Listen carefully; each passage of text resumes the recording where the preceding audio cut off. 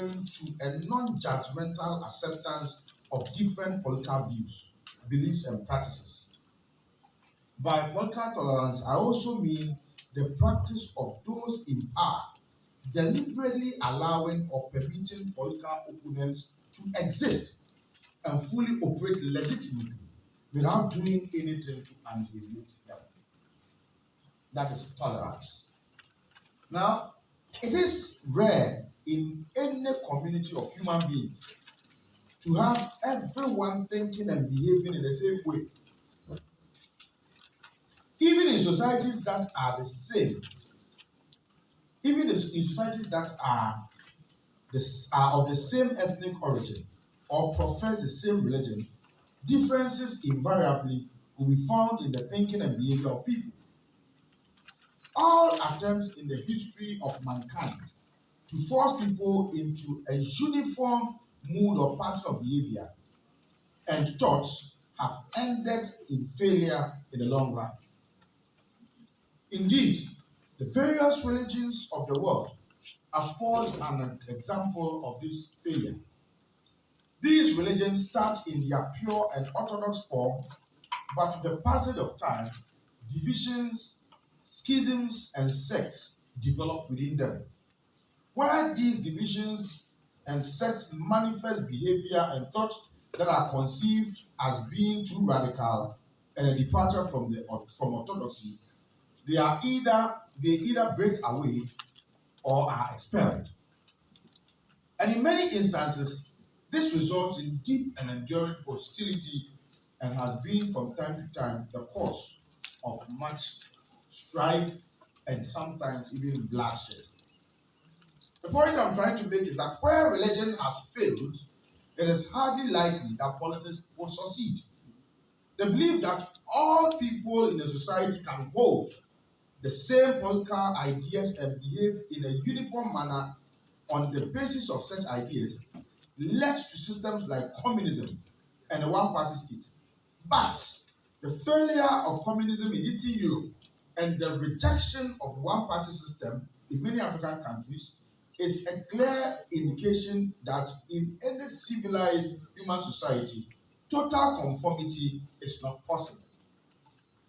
Even when imposed by force, such conformity merely suppresses but cannot extinguish the desire and urge of many people to think for themselves.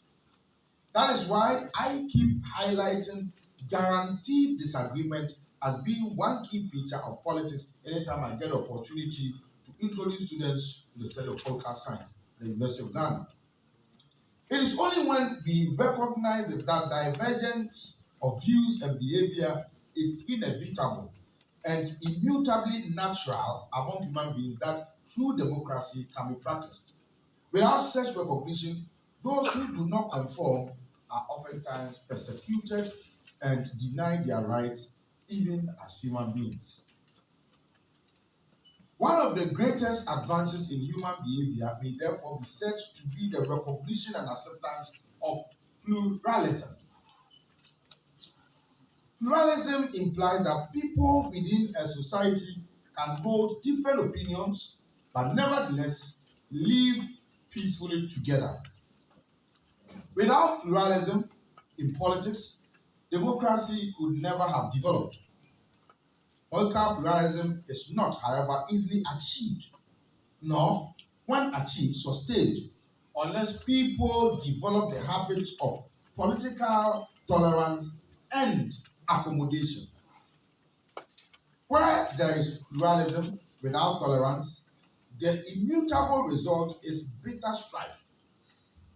So, much of the violence and bloodshed that have engulfed many societies around the world emanated from the inability or unwillingness of people from different religions, political parties, or ethnic origins to be tolerant and also to be accommodating of one another. I'm sure you are listening. And so, as you may just have heard, I have used the terms tolerance, and I have smuggled in the term accommodation. Permit me to deliberately and formally broaden our theme of political tolerance a little to include political accommodation, since the two must go hand in hand. Accommodation goes beyond mere tolerance. You may, for instance, tolerate someone by simply accepting the fact of his or her existence and yet having nothing to do with